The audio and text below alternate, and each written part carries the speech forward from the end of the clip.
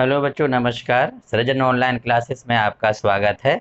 आज हम आप लोगों के लिए एक बहुत ही महत्वपूर्ण भारतीय इतिहास का टॉपिक है वर्धन वंश, इसको लेके आए हैं। और वर्तमान समय में लगभग सभी परीक्षाओं में यहाँ से प्रश्न पॉइंट आउट होता है। तो चलो इसको हम पढ़ते हैं, वर्धन वंश के बारे में जानकारी। दोस्तों, वर्धन वंश की जो फाउंडर था, संस्थापक था, ये पुष्यभूत था। और पुष्यभूत संभवतः गुप्त सम्राट के राजाओं के काल में एक छोटा अधिकारी था, जिसे हम सामंत बोलते हैं। कालांतर में इस वंश में एक बहुत ही शक्तिशाली शासक हुआ, प्रभाकर वर्धन। और प्रभाकर वर्धन की पत्नी थी यशोमती। और इन दोनों से, इन प्रभाकर वर्धन और यशोमती से 3 संतानें हुई, जिसका सबसे बड़ी संतान का नाम है राज्यवर्धन। फिर है आपका हर्षवर्धन और राजश्री। यहीं से इस पुष्यभूत वंश का नाम वर्धन वंश पड़ गया। अब दोस्तों, इसके बारे में आगे आगे हम जानकारी लेते हैं। प्रभाकर वर्धन का जो बड़ा पुत्र था राज्यवर्धन, और हर छोटा वाला हर्षवर्धन, और इसकी बहन थी राजश्री। राजश्री की जो शादी है, ये कन्नौज का जो मौखरी राजा था ग्रह वर्मा से शादी हो गई थी। और दोस्तों, इसी समय हूणों ने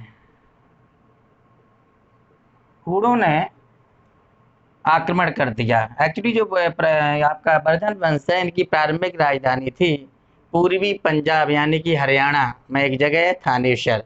तो वर्धन वंश की जानकारी, वो राजधानी है थानेश्वर। उसी समय हूणों ने इस पे आक्रमण कर दिया।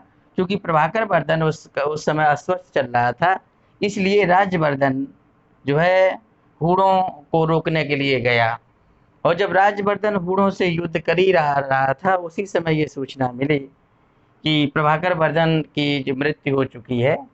राज्यवर्धन वापस आता है, और उस राज्यवर्धन वापस आता है, और परंतु पहुंचने से पहले इसकी माता यशोमती सती हो जाती है। अंत में इसके दरबार के सरदारों और बड़े बुजुर्गों ने राज्यवर्धन को शासक बना दिया। दोस्तों, इसी समय एक सूचना मिलती है कि मालवा का राजा देवगुप्त और गौड़ गौड़ माने था उड़ीसा उड़ीसा का जो राजा था गौड़ नरेश शशांक, इन दोनों ने मिलकर इनके राज्यवर्धन की बहन राजश्री के जीजा इन ग्रह वर्मा की हत्या कर दी और राजश्री को बंदी बना लिया। तो राज्यवर्धन जाता है। ये जो सूचना है, ये कुंतल जो अश्व सेनापति था, कुंतल ने इसको दी थी। जब ये राज्यवर्धन जाता है, ये मालव राज देवगुप्त को और गौड़ नरेश शशांक को पराजित कर देता है। परंतु बाद में ये दोनों, इन मालव राज देवगुप्त और गौड़ नरेश शशांक ने बड़ी चालाकी से राज्यवर्धन की हत्या कर दी। फिर ये सूचना आती है हर्षवर्धन के पास। हर्षवर्धन बहुत दुखी होता है, और हर्षवर्धन का फिर बाद में राज्याभिषेक किया जाता है, और हर्षवर्धन बदला लेने के लिए चल पड़ता है। जब ये पहुंचता है, तो उसी समय एक भंडी नामक दूत ने हर्षवर्धन को ये सूचना दी कि उसकी बहन राजश्री मालवा नरेश देवगुप्त के बंदी गृह से मुक्त होकर वन में चली गई है। तो हर्षवर्धन ने एक आचार्य दिवाकर मित्र की सहायता से राजश्री को बचा लिया। अब चूंकि ग्रह वर्मा जो मौखरी वंश का राजा था, ग्रह वर्मा, इसकी कोई संतान नहीं थी, यानी कि इसका कोई भी उत्तराधिकारी नहीं था। इसलिए हर्षवर्धन ने अपने राज्य की राजधानी थानेश्वर से कन्नौज ले आया, और इस तरह राज सिंहासन पर हर्षवर्धन और राजश्री दोनों बैठते थे। दोस्तों, हर्षवर्धन एक बहुत पराक्रमी सम्राट था, और हर्षवर्धन ने बहुत सारी लड़ाइयाँ लड़ी हैं। हर्षवर्धन पराक्रमी होने के साथ साथ विद्वान भी था। तो इसने 3 किताबें भी लिखी हैं। एक इसकी किताब है प्रियदर्शिका, दूसरी है आपकी नागानंद, और तीसरी है रत्नावली। रत्नावली। उसके बाद हर्षवर्धन के दरबार में बाणभट्ट, जिन्होंने हर्षचरित लिखी है,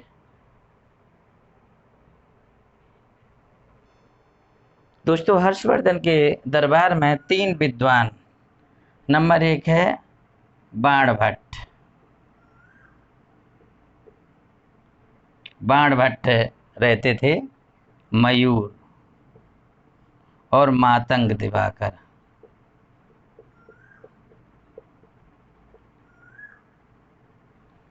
मातंग दिवाकर, 3 विद्वान हर्षवर्धन के दरबार में रहते थे। और बाणभट्ट ने एक प्रसिद्ध किताब लिखी है हर्षचरित। दूसरा इसमें पॉइंट बनता है कि हर्षवर्धन ने बहुत से राजाओं को हराया, परंतु हर्षवर्धन चालुक्य नरेश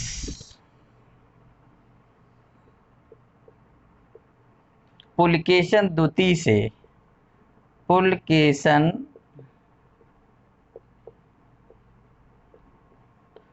से नर्मदा नदी के किनारे हुए युद्ध में 642 ईस्वी में हार गया था।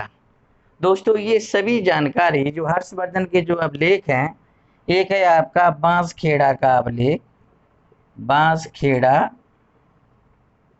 अभिलेख, और दूसरा है दोस्तों हर्षवर्धन के विषय में जानकारी, उसके 2 अभिलेख, बांसखेड़ा अभिलेख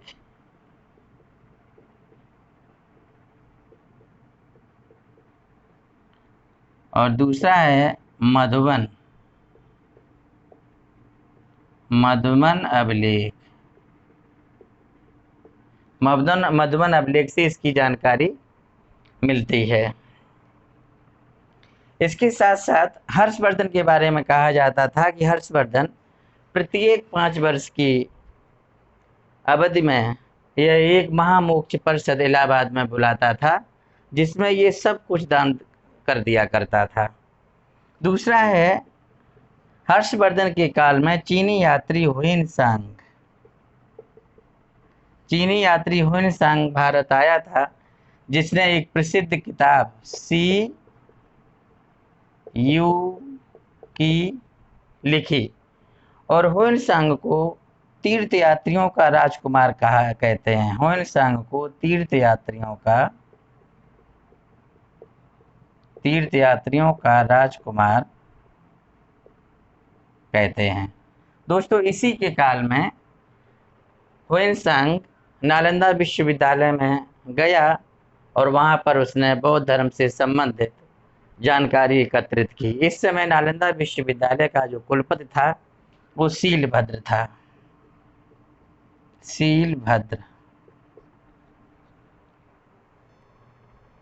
दोस्तों क्योंकि हर्षवर्धन को सिर्फ एक राजा, जो चालुक्य वंश का राजा था पुलकेशन द्वितीय ने जब 642 ईस्वी में पराजित कर दिया, तो ऐसा कहा जाता है ये इतना शर्मिंदा हुआ, ये अपने कभी महल से नहीं निकला और 647 ईस्वी में इस महान सम्राट की मृत्यु हो गई। ओके, और जब 647 AD में इस महान सम्राट की मृत्यु हो गई, तो उत्तर भारत में कन्नौज पर अधिकार करने के लिए विभिन्न राजाओं ने संघर्ष किया, जिसमें गुर्जर प्रतिहार वंश, पाल वंश और राष्ट्रकूट वंश, इन तीनों ने कन्नौज पर कब्जा करने के लिए आपस में संघर्ष किया और अंत में राष्ट्रकूट विजयी हुए। इसको हम बोलते हैं त्रिगुण संघर्ष। भारतीय इतिहास में इस संघर्ष को बोला जाता है त्रिगुण संघर्ष। प्रश्न आ जाता है कभी कभी कि कन्नौज को लेकर त्रिगुण संघर्ष हुआ था, अर्थात कन्नौज पर कब्जा करने के लिए 3 वंशों ने संघर्ष किया, जो भारतीय इतिहास में त्रिगुण संघर्ष के नाम से जाना जाता है। निम्नलिखित में से कौन सा वंश त्रिगुण संघर्ष में सम्मिलित नहीं है?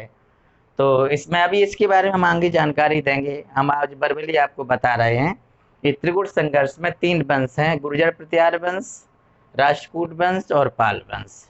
और जब तीनों में आपस में संघर्ष हुआ तो अंतिम रूप से इसमें राष्ट्रकूट विजयी हुए थे। इस टॉपिक को हम आगे नहीं बढ़ाना चाहते हैं, एक अगले वीडियो में इसकी जानकारी देंगे, वीडियो बड़ा हो जाएगा इसलिए।